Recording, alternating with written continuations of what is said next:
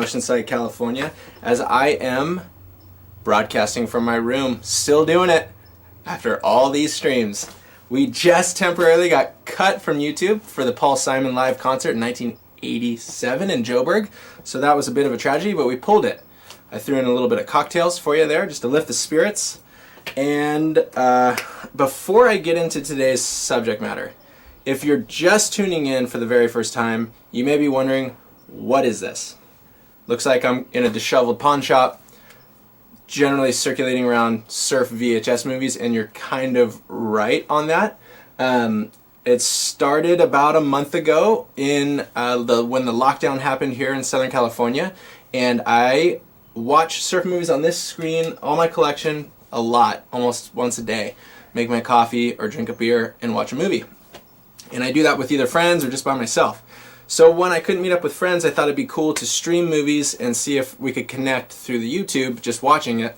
And then everything started to progress. Day by day, we started calling people that made them. Troy Eckert for Magnoplasm, Ozzy Wright, 156 Tricks, Mick Fanning, Fanning the Fire. And those conversations that week is now the dark ages, because I didn't even think to record those. That was kind of so mind-blowing to me that I didn't think about that. We went into Mick Fanning's board dojo, which was unreal. But take us to the next week, and then we started with Nathan Fletcher, ended with Dane Reynolds, and that week was super mind-blowing. Then it became something where it's like, okay, we're talking for quite a while, only about surf content. That's really all I care about. This thing, I think, is for the core underground of surf. It is relatively unknown in the greater scheme of surfing right now, which I love, because the people tuning in already know the subject matter, so thank you guys. If you're watching this, you should be proud of yourself because you love surfing. And you're here, so that proves it. And I don't want anything out of this. I'm actually learning each and every day. Like, I would never have dreamed to, which I guess gets us to today, I would never have dreamed that we would be connecting on this movie. Justin Mish calling you up as a huge thank you. He actually, so this is a good story. So Justin worked on this movie, Spoons. You want to see some psycho good surfing? Greeno ripping, fundamentally kneeboarding at psycho levels. This movie is super worth watching. I think you can find it online. I was just looking, and you can actually buy this. Hard copies, kids. You can get those. So anyhow, he saw that I had this, and he's remastering Morning of the Earth into 4K. So he knew Albert Falzon, and he said, hey, this could be a cool outlet. I love what you're doing. It's really underground, and I think it would be a great way to bring awareness around to the fact that this movie is going to re-release. You'll be able to buy this in 4K quality. Sorry, again, that's pretty mind-blowing, because I have a DVD copy, and he wanted us today to experience the real raw grit of VHS, which I will say, this is already an upgrade on this, but this is so good, and that's what we're going to watch today. But as you're watching it, you should know that you'll be able to track that down. Just go, if you go back onto my Instagrams, you can tag through and hit them, because they've been already kind of getting some awareness around the project, and I don't know exactly when it's going to release, but it will soon. So then you'll be in the know on that. So that kind of takes us to Morning of the Earth. Again, thank you, Justin. This is really badass. This is super cool. This show has been exactly this, which is the underground passing around VHS copies of these movies to just try to learn more about it. We had, I'm trying to think, Charlie Buckingham came in huge with These Colors Taste Like Music for Nathan Fletcher.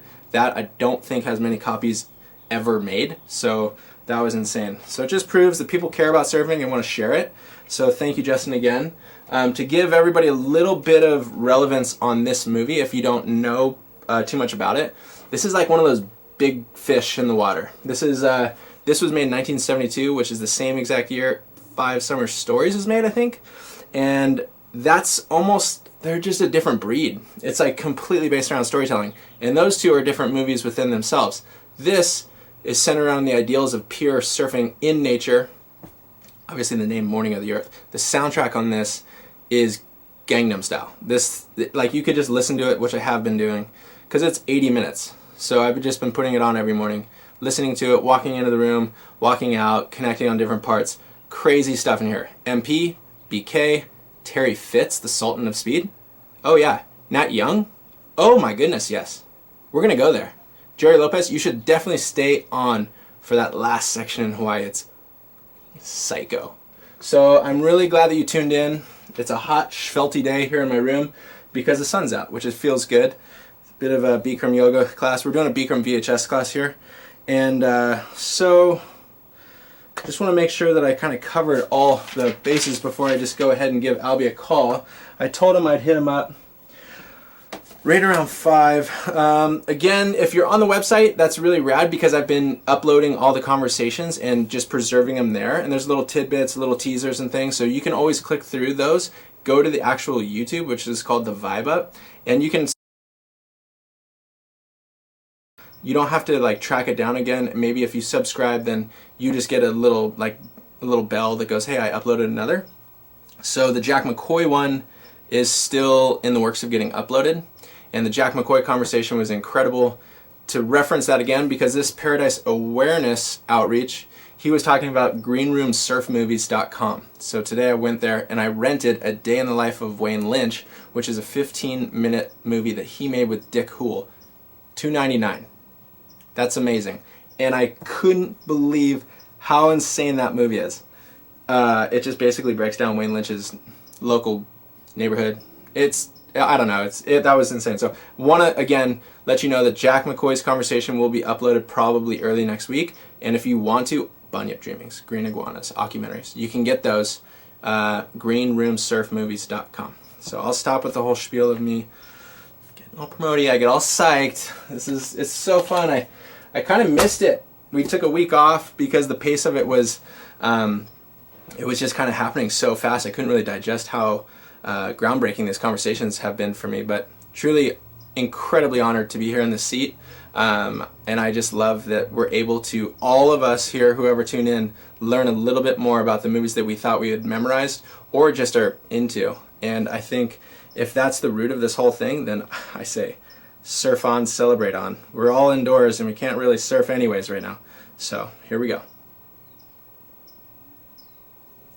Oh, okay. Albie just hit me. He said, site details if friends want to log on. Thanks. Speak soon. So sick, Albie. Sorry about that. Oh, maybe that's, gosh. I was working in the yard a little bit. Okay. The Paradise Awareness Outreach.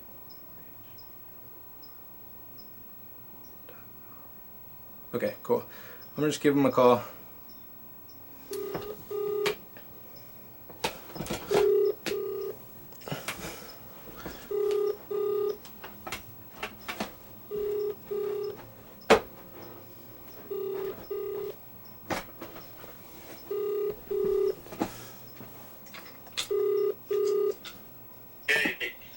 Albie! How you doing? Hey, I'm super sorry. I just saw that text that came through on the WhatsApp. Oh, no sweat. But I just did text that over to you, so you're all good there. But yeah, sorry about that. I was working in the yard today. Yeah, I've been sort of working at writing. Sick! That's an everyday thing for you, huh? Yeah, you got, how's that for light and setting? It looks pretty good. Let me see here. I'm going to make sure. I might be... There we go. We're clean now. It's funny, I put little blankets over my room. I've only got the small screen, so I can't really see how we're set up, but it looks, you just tell me how it is. Let's see here. Yes. Okay, we're good. We're good, Albie. Nice. All right? Yes, the one-man operation here. That's what you're seeing. You got Brad Pitt on it, so you thought you were getting the maker of Morning of the Earth, but you got Brad Pitt in there. We got Benjamin Buttons, dude. You're growing younger.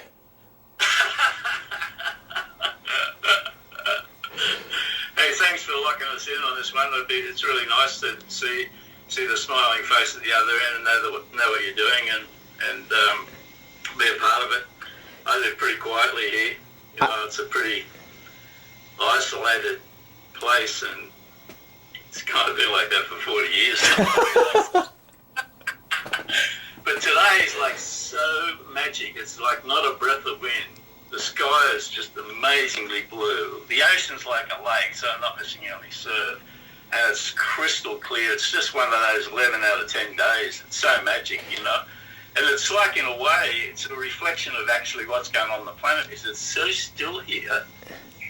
And that's basically how everybody is on the planet. And that's how the planet is right now because of this shutdown.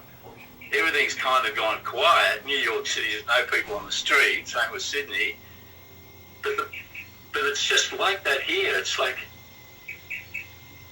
it's so fantastic. Yeah. That stillness, you know? Yes. It's like at the time, but it's more apparent now. I don't know if it's because it's a global thing and energetically we're feeling that as well here. Because when you're in the country and you have days like that, particularly in autumn, it's really, you get these magic, quiet, still days. But that's how the planet is right now. There's no aircraft, there's no industry. It's like everything's shut down. Totally. So there's a silence and a peace, which I think is fantastic. And when you think about it, we got that peace, and it sort of came over Easter. So, you know, if you want to look at the significance of that on a deeper level, pretty amazing the way the cycles work and how energy works, you know? Wow, I actually didn't even think about that with Easter. No, I just actually flashed on that then because, you know, that's generally for most of the Western world, which is Christian world, it's a time of peace, you know, generally. I mean, forget about the religious significance, but people sort of stop and that's what the inner significance of it is. It's that, and that happened right at this time, and it's like it's continued for, you know, from then till now, and it's just this beautiful peacefulness that we've got. I mean, sure, if you want to look at it on an inner level, there's other things that are going down that, you know, on a personal level that are probably disruptive for people, but, you know, generally, it's giving people a time of reflection. Yes, that's the big one I feel for me, is that reflection of having a lot of time and like just meditating on what is happening. It just... You're really great, you know, I think because most of humans in the last 40 years have been like, you know, on this wheel turning and producing, and they've never really just been still or, you know, time out, except for a week here and there, you know. Most of the time they're just turning the wheel and producing stuff. But now everybody's stopped and they don't feel like it's an enforced situation. But it's actually, if you take away the parameters of that and look at the inner aspect of it, I think it's a really great thing. Do you think as it moves forward out of the time of lockdown and past the virus, do you think that it'll be almost like a rebloom or like a blossom of even creativity or humanity and love? Or do you feel... I absolutely think that because people have time to reflect on what's real in their lives. You know, we've been programmed, you know, through education and a system for the last 40 years to think and act a certain way. And we've never, as a race in the last few thousand years, never had a time where we've stopped. And now the whole planet's just stopped. There's no production. There's nothing but just being with the people that you love, interacting with your family, thinking about your own purpose in life, what is the meaning of your life and existence here. And I think in answering your question, there will be a revelation of sorts.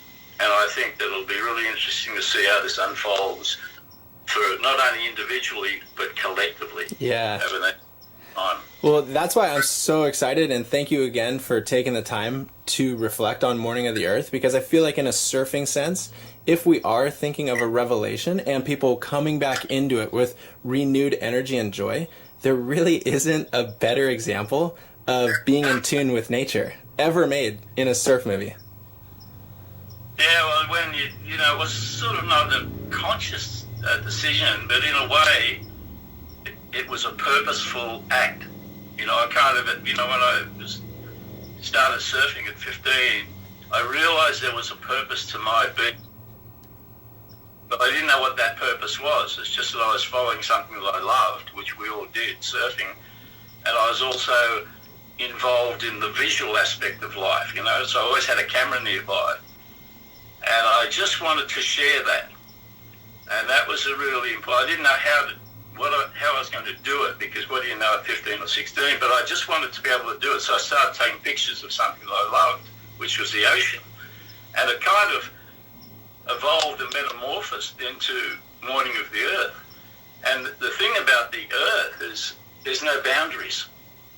And I always felt comfortable when there were no boundaries or barriers or fences. I guess it's like being in that space of the ocean, which has no barriers or boundaries. Yeah. You just get in the channel and you paddle out and you're on a sandbank riding these incredible waves. And I think that kind of in a very subjective and subtle way influenced me and my pathway. So the film came about, and it was not about, Crescent Head Point or surfing in Australia. It was about the earth and the beauty of the earth and sharing that beauty and make people more conscious. So that's a timeless thing. And I think more so now, people will probably reflect on that in their own lives. And I think that's a really good thing. I know I have been. I mean, it's crazy because even just watching it, like the way that it syncs with the music, the things that you show, like not just surfing, like you're shaping boards, you're living off the land. Like I think it's Nat Young at his farm with the chickens and in that section. And it's like, it makes you think about what's actually important and what I'm like, kind of what am I doing? Like what is my purpose and what am I putting into the earth actually as a surfer? And I don't know, it got me really reflective when I first started watching it again on this lockdown. And I don't know, it's just, well, thank you, of course, for making it. But yeah, there's a couple sections in there specifically that I really had to ask you about. Yeah, no, I just think it's kind of just a simple, just a simple way of looking at life. You know, the things that are really important in your life. I mean, I live in an area where the basics are here. I've got clean air, spring water and organic food. And at the end of the day, without that, you don't exist. Doesn't matter what's going on. So those things are covered. And I think, because we did that in a natural way with the Morning of the Earth, people just resonated with those basic requirements. And any plus, where they found themselves happened to be near Lennox Head or amazing point breaks. So everyone kind of resonated towards these incredible places, and they were all naturally beautiful. And there weren't too many people there, and you can go and buy good food around the place, honesty boxes everywhere, so you can just go and get organic vegetables because nobody was really into chemicals. So it all just unfolded in a really beautiful way, I think. And I think that's a reminder of how we should attempt to live our lives now as well, like always, day to day. Because they're the basics that keep everything in order. The fact that you can resonate with those energies naturally. Did you know? That's what gives us. Did you know at the time when you were making it? Did you have a roadmap of what you were trying to achieve with the movie? No, I had nothing. I had nothing. We hardly had enough money to put petrol in the car. It was like, but. We just had a love of the ocean. We didn't have a plan. There was no plan. It just unfolded perfectly because there was a kind of free spirit, that resonated with everybody at that time. And I think it was probably because, the Vietnam War had finished, so there was a big war on, and that had sort of gone. And there was kind of a relief in a way. And I think people wanted to start a new life. And that's what may happen now with this lockdown. People might go, oh, wow, and then move on and blossom into this beautiful race of people, and you never know what will come from it. But that's how Morning of the Earth was, and for us in a way, because it was just something that unfolded naturally. We had no plans whatsoever. It's amazing. What was it like working with, the crew in that movie is incredible. Like Terry Fitz, MP, Nat, what was it like working with all those guys? They're like the Titans. Well, they were kind of like brothers. Yes. Friends. We never kind of really, got on the phone and said, hey, I'll meet you down there at 7 o'clock because it's going to be pumping. We'd just kind of rock up the way pumping, and Michael would walk down and paddle out, or I'd be staying up there with Nat, and we'd go down and look at Broken Head. Oh, that's nice, and go out. And the Broken Head sequence was like at the end of a 5-day run of surf, and we went down. And it was like the last day of the swell, and it was perfect. There was no one there except Nat. And it was like a magic day. I just put the camera up and did that one shoot, and that was it. That's amazing. Just the meant-to-be shot, the meant-to-be sequence. I think there was a blueprint for Morning of the Earth, and I just happened to be the one that shot it. I think it doesn't matter about the personality who shoots it. The thing is, it's what you create that's important. It doesn't matter who creates it. I mean, a great piece of music doesn't matter where it comes from. I mean, if it comes through us as conduits, and it goes out and people get it in millions perhaps, or one or two, and it changes their life in a really healthy and positive way. And I think that's what I was with Morning of the Earth. It wasn't planned, but there was a blueprint, and I was just able to in some way tap into that, or that tapped into me, and the end result was we made Morning of the Earth, which was, I think, in a way, was ahead of its time, just in the title, because, we live in a world where it's a lot of nationalism, and we live in little pockets with fences everywhere. But the Earth, Morning of the Earth, is about everyone. It's about the planet. I've never had that. My house doesn't lock. The keys are always in my car. I'm not into places with fences. It's just this is the way it is. Anyone that comes here can walk into my house and have a cup of tea or something anytime. My keys they're always in the ignition or on the floor. It's so good. I just want to go drive. You can take the car for a drive. It doesn't sort of bother me. That's just how I am. And I think that's how Morning of the Earth unfolded. And we just got in the car, drove off, and we laughed every day, and we surfed every day, and I had a camera, and I just filmed whatever happened. It really, it sounds like it comes back to, because you've included the quote on the cover of the VHS and in the DVD too, of Jonas Mekas. I don't know who that is. That was Mekas. He was an alternative kind of underground filmmaker, real artistic filmmaker, lived in San Francisco, lived in various places, but he was kind of like an inspiration for a lot of people that were looking for alternative ways to make films, on a grassroots level. And I just resonated with that quote because I just thought that he captured it beautifully in expressing the soul and the spirit in that quote. And that's what we were doing with Morning of the Earth. We wanted to capture the essence and the spirit in a way without saying, well, let's just try and capture the spirit of surfing. We just did it because we were living the spirit of surfing. The truth. And that quote was perfect for it, I think. That's so rad. Yeah, it was funny because when you were talking about being a conduit and you came across the blueprint, I was just sitting here looking at the cover thinking like, it's amazing how humble you are for creating one of the most iconic surf movies of all time. And it's crazy that I completely resonate with what you're saying, where you are a conduit for the rest of people to understand maybe the truth that you have inside of you, and being a genuine surfer in the way that you are to the rest of the world, to like ripple that effect forward. I don't know if that makes sense. Yeah, I think it does. I think the ocean is a wonderful thing. It doesn't matter what you think about and who you are and what you achieve on land. When you paddle out, it's all gone. It's just you in this beautiful, wide open space. There's incredible motion of energy that comes to you, and it comes out of this ocean, and it gives to you unconditionally, and it gives you so much joy and fun. It just wipes your state clean. It's like a perfect form of yoga. Then it goes back into the ocean, and you go, wow, that was incredible. And then it comes up somewhere else, and someone else gets the wave. And it's like a metaphor for life in a way, that we can't really possess anything because it's just this beautiful unconditional love that's come through the ocean, and you try to embrace and embody that in your life, whatever you may do, whether you're playing music or painting pictures or making film.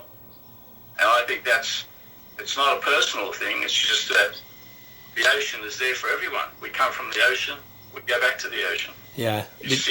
Life. Did you find that it was similar energy in all the places that you traveled? Like, how was Hawaii at that time?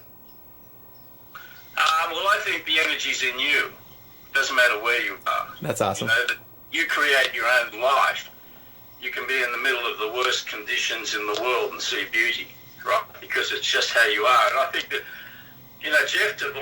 Jeff Devine spaced me out a few years ago, because I was in Hawaii filming over there, right? And I'd get up early in the morning, and I'd wander down, as you do, and take some film and stuff like that. And anyhow, one day I got up and pipeline was like, it was a solid 8 feet, right?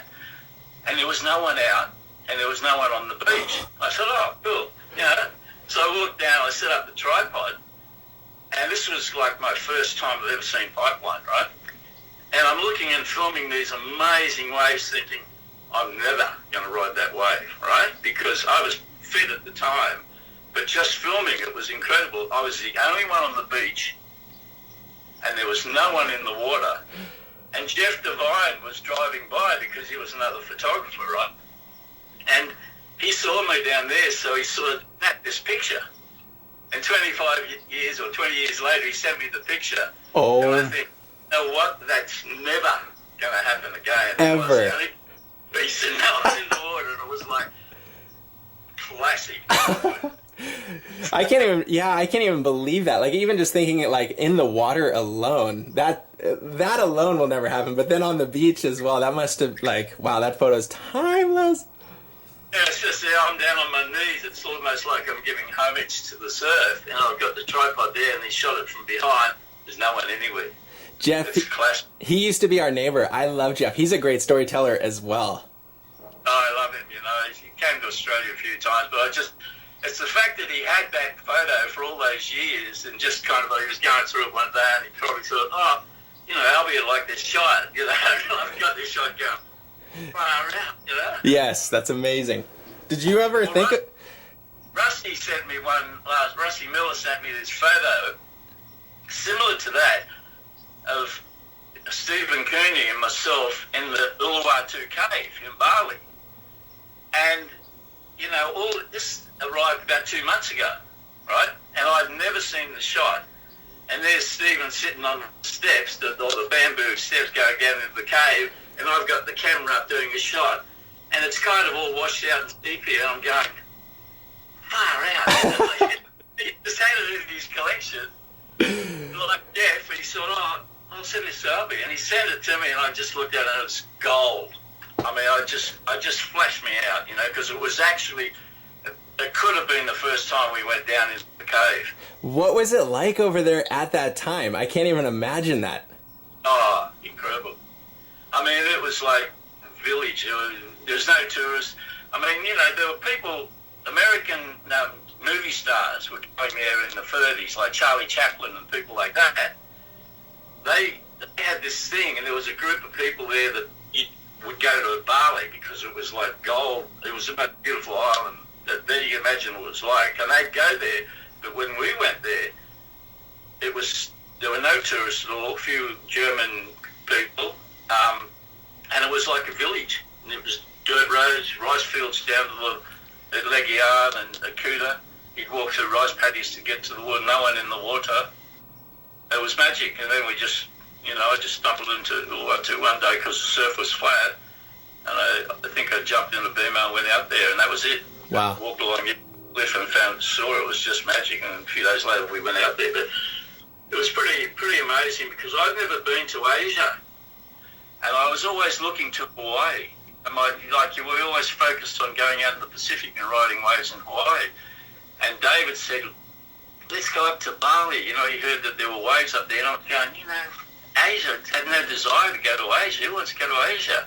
But he was going up to India every year for, you know, a few years. He'd go up to Kathmandu and the Himalayas and hang out there. Anyhow, off we went. And it was my first time that I'd been into an Asian country. And, I mean, if ever there was a great gift, it was going to Bali for the first time and having that experience of an Asian culture for the first time in Bali, because it was magnificent. It was so beautiful, the only Hindu island there, and the people were just radiant, and it was so artistic. It blew my mind to see such a creative group of people with so much dignity and so much beauty, and putting offerings down to every doorstep and going to the temple. It's just like I went back to Bali like 30 or 40 times after that. I lost count. On your first trip, was there other surfers around, or were you guys... No. Oh, my goodness. There was one guy who walked along the beach one day and had a twin fin. And there's actually I've got a shot of it. So it might be in the film. I don't remember if it's in that film or not. But just walked by. It was the only, like, to see a surfboard there was really rare because there was no one in the water. It was just basically Rusty and Stephen and myself. Is that Rusty and Stephen there on the cover? Is that the Uluwatus on the actual cover? The two guys, is that them? Yeah, that's them. That was pretty much. We went out 2 or 3 times, and that was one of the early times. But you know, the thing that blows my mind is that I was standing on the headland filming, right? And there's all the, you know, monkeys and all the villagers are out there jumping up and down and watching because they'd never seen surfers before. And I'm standing here filming, and I kept looking down towards Padang and watching these waves going down the coast going, God, look at this. Yes. We were getting so much surf at Ulus that there was nowhere else to go. But I remember seeing all these lines going way back down to Kuta, thinking, wow, that looks pretty good. But we never went to Padang, and if I have any regrets, it's not going to Padang, because imagine going there and surfing that. Yeah. Right now. But I mean, it must have, you definitely feel, it must have been meant to be for you to find that. Like, that's insane for you to just stumble across what you guys scored. And then all of a sudden your mind expands in that way. Fall in love with Bali, not just for the surf, but the culture. Like, that's almost a meant to be sort of moment there. Well, it was a real actually drop in the ocean because, you know, not long after that I went and made 6 films in Asia, in India and Tibet, called Festivals of the Far East, and there were 6 one-hour documentaries that went to television everywhere, but they were all on the religious, spiritual and cultural activities of those countries. That's how much Bali affected me. I just went straight back up there and made documentaries up there for a number of years and went right across Tibet. I travelled right over to Western Tibet and went into this sacred, secret valley and filmed this festival that had never been filmed before. And so that's what Bali did for us. It was a springboard for me personally to go in further into the cultures and the spiritual aspect of Asia, and that's where I became very much attracted to Buddhist countries and Buddhist teachings. We were talking the other day, and you said that you write a fair amount, journaling and writing stories.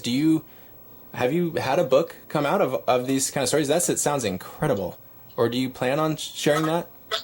I read a lot. I mean, you know, I never went to school. I bailed out of school, right? That was my saving grace, you know, that I never got caught up in the system and I was sort of programmed. So, but I always loved reading. So as soon as I was able to understand that, I wouldn't log on at school. I'd go in and do the roll call and they'd all get classrooms and I'd just disappear under a tree somewhere for the day with a bag full of books. And I'd read every day and they didn't miss me. You know, it was like crazy. And then that's what happened. I just got into, you know, self-education. And what was the question? Well, I mean, that's amazing. I was just asking because I was curious if you were ever going to put out a book. I mean, for me, I feel like I also like reading. From my readings in the last 20 years up here, because I haven't travelled for the last 15 years very much, but every day I read. I sit and read, and I've made notations from my books, and I do that. It's just something that I do, but it's not so much for me personally. It's the series of spiritual diaries that I'm writing will be used in the future in some form of education, spiritual education, and for certain schools that are teaching ancient wisdoms and spiritual beliefs and spiritual guidance. So what I've done is I've highlighted certain things that I feel would be advantageous and helpful for others in the future if they're interested in moving down this path, which that's part of your evolutionary growth and development. We all do that, whether you recognise it or not. So I've got 20 diaries from 20 years of writing, and each one basically is each year. And they're all now been Oh my goodness, Albie, what? That's huge. That's a lot of diary. One diary, but they're not fully worded, you know, like they've only got that, and I don't like books sort of covered in text because it's sort of, you get to the essence of what one page wants to say, and you put it there. It's Yeah. like Ben Ockery. I don't know if you've heard any of Ben Ockery. He's a fantastic writer. So in this book, which is That almost reminds me of Meditations. 2008, Spiritual Diary 2008, right? Yes. You open it up anywhere, it's, at first nothing comes, in the middle nothing stays, in the end nothing leaves. And there's lots of quotes like that, because at that point in time I was really into certain Buddhist books. But as you get further down the road, which I have done, I've actually got into much more esoteric books. But I wanted them to sort of be progressive in a way that people understand, and they could take you in slowly and then gradually open you up more and more as you more interested and aware of what was being said. In that sense, it's inviting, right? Because it's not, you can understand it at a level, and then you want to learn more. Yeah, you know, and I've got they're all quoted, you know, I've quoted the books and things, but I think, you know, I did 20 years of meditation, and was, you know, in that I had teachings, you know, regular teaching, meditation teachings on a week, a month by month, and you know, that was a school I wanted to go to when I was 15, but it wasn't available. I mean, I wasn't aware of it. So it wasn't that I didn't want to go to school, I just didn't want to tap into the system. Uh-huh. I wanted a spiritual path and be spiritually nourished without realizing at the time, so I kind of steered off it, and I got my spiritual nourishment from books and surfing. So the combination of the two got me to make Morning of the Earth, and now I sit here and I write because my great love is writing and reading and surfing. And living in a beautiful natural environment where you can, you know, take care of the other kingdoms that we're fortunate to have. You sent over that text, and I actually didn't know it sounded like you started Tracks Magazine. Is that true? Yeah, I started David Elphick and John Witzig, two people, and David became the producer of Morning of the Earth and went on from that to help with Crystal Voyager. Oh, wow. And then he became one of Australia's leading producers. That was a springboard for him. Very cool. And I often made the festivals of the Far East documentaries, and he went into the commercial world and made like feature films, and it became pretty successful. But we started Tracks with no money, the same thing. About the same time we started Morning of the Earth, we had this idea, because we're all into photography and journalism and writing, and we came together, and then we went door knocking to try and raise some money to get money to get us going. And of course, no one gave us any money, so we got going anyhow. Yes. We got together, and we made the magazine. And just as we were about to go to the printers, a friend of John's, one of the partners, came up and said, $4,000 or whatever it was, and he gave us enough money to pay for the printing. And we put our time and energies into putting it together, and we just did it because we loved it. And yes. We got the first issue together, and he gave us the money to guarantee the printing cost. And then we got a distributor at the same time, and when it went out, the first issue sold 35,000 copies. What? Whoa. It just went ballistic because it was timely. It was meant to happen. It was provocative. It was entertaining. It was interesting. It was spiritual. It was, you know, dealt with really, you know, alternative lifestyles, and everybody was focused on that. And it was not a magazine. It was a newspaper. So we had a turnaround of 7 days. All the magazines turned around in 6 weeks. Or 2 months, you know, you had to do it so far in advance. Anyhow, that was it, and it became, we were able to pay him back, and from that point on, we had enough money to pay for the printers and employ 2 or 3 people, and that's how it started. And just keep it going. How long were you there at Tracks for? I stayed, John left. Probably for me, it was maybe, I ended up taking care of it for the last 2 years. I suppose 4 or 5 years. That's awesome. I was involved in it, and then it went on to other people, and still going out today. Yeah, that's so rad. Well, I wanted to ask you too, because we were talking on the phone the other day, and you were saying that there was never really a true movie premiere for Morning of the Earth? Or was there? We had a screening at a theatre down in on the beach at Manly in Australia. Okay. It was a great theatre. It was just across the road, but we never had a premiere of the film, to my knowledge, in America. It was like, it kind of went out with McGilvray Freeman to a few places, but never really went out because they had their own film. So it never got a run in America, and that's the beautiful thing about doing it now with Justin, because he's restoring it. He's also got the original work print, which he made at 4K resolution, which is trippy because it's got scratches in it and editing marks and everything, and it's really funky, right? Because it was our original release print we actually took on the road and showed, and I have a copy of it still after all these years. Wow. So, a copy of it. He made a K resolution of it. But he's restoring it now into 4K, really, so he's cleaning it up, and I hope that we can get it screened, like I was mentioning to you, like in outdoor places, where instead of putting it in cinemas, it becomes like a really nice environmental screening in a national park, or, you know, in beach resorts or Mojave Desert or somewhere where it's sort of reflective of what the film is, and it can become an event. You know the band One Love? Actually, I don't know if I do. They're an American band. They came to Australia about 5 years ago and played.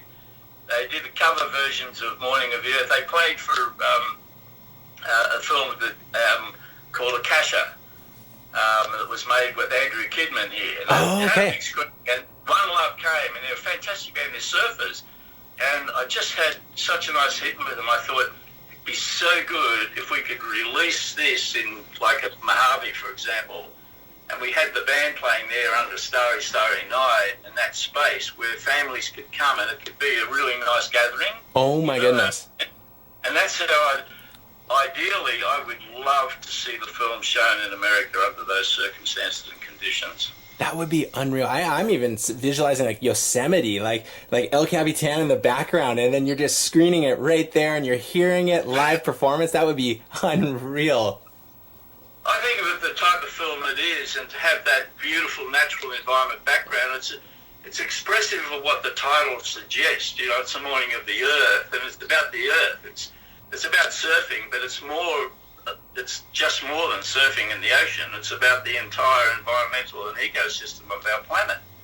And I think if you could combine the screenings in a way that reminded people about that with that beautiful soundtrack and had another band playing, I think that it's something that they would experience and go away with feeling really great. And I think that it's like a ripple effect, you know, it'll go out and affect other people, and it's like what you're doing with this. So I think it's ideally, you know, it was always my dream to try and reach out beyond the surfing area and turn people onto the environmental aspects of our world, the beauty of our world, because, you know, I do see it as a Garden of Eden, and I live here. I mean, I've been to India with 1 billion people, New York and Los Angeles. I've been into crowded areas, but there are also some beautiful national parks and beautiful wide open space.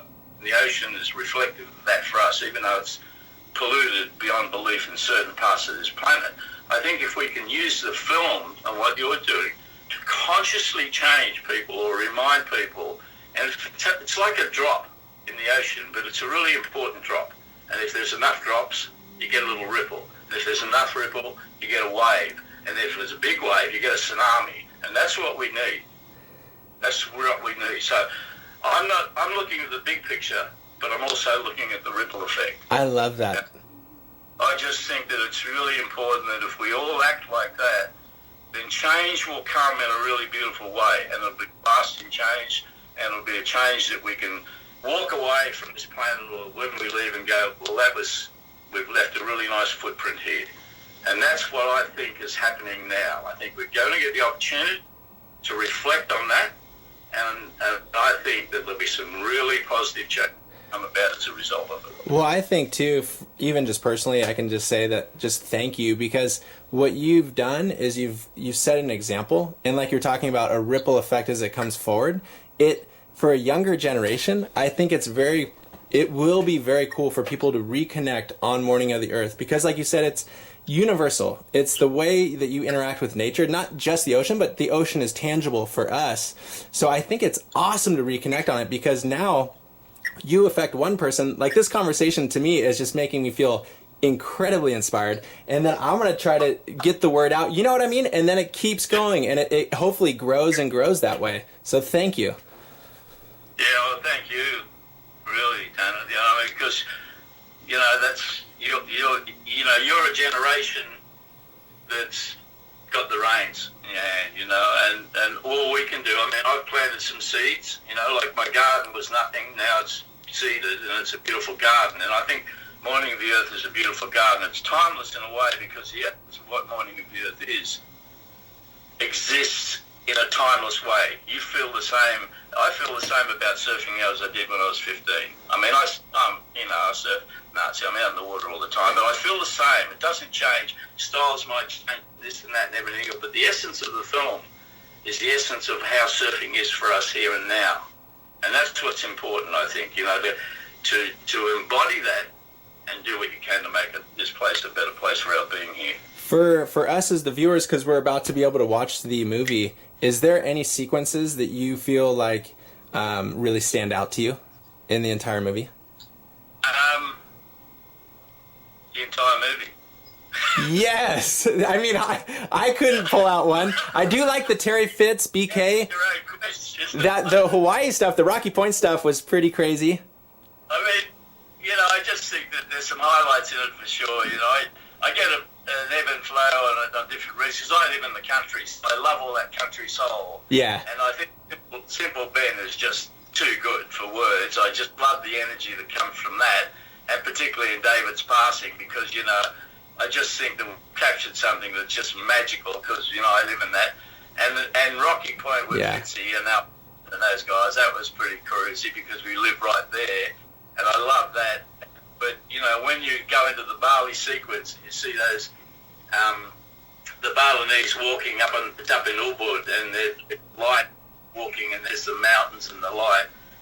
I just think that says it all, I think there are highlights in each of those three sections, because, I think David coined the thing that it was a fantasy of free, unspoiled lands and surfers playing in nature's garden. So, pretty trippy. I mean, I can look at it and still enjoy the film like that, is because I just love the naturalness and simplicity of it. And the music, I think, is phenomenal. It is phenomenal. Yeah, especially if you listen to the words of it, I think they're probably more important, or as important today as they were then. That's rad. Really. So thank you so much for showing the film. I'm really stoked, Tanner, that you're locking it in, and that's what we do. Yeah, Savi. And hopefully one day I'll be able to make it back down to Australia, and I'll come say hi in person. Hey, you can come. You're welcome here anytime. You'll love it. Yes. You don't need an invitation. Just come anytime. Oh, you're the man. Well, thank you, Albie. This has been awesome. I truly mean that. Thank you so much, Tanner. Really great to contribute, man. Epic. Well, have a great day. Yeah, you bet. See ya. Oh, yep.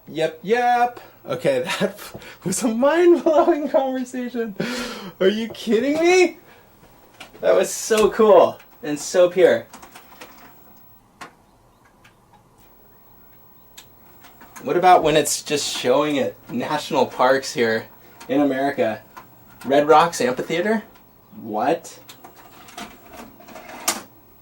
Okay, without further ado, ladies and gentlemen, I'm gonna make sure everything's set up, dialed. I'm gonna get the lighting way better. Way better, I promise that for sure.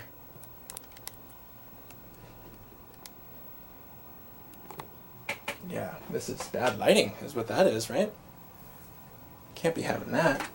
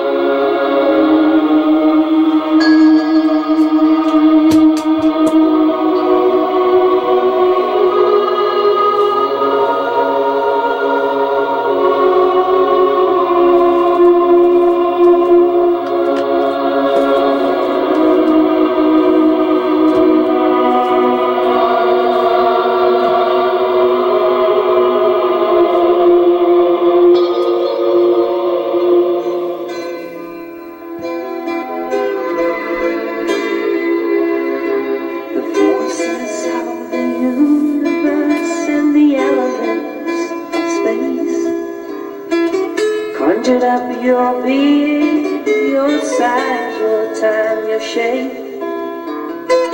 You were created with all the beauty they could call. And that you surely are the measure of them all.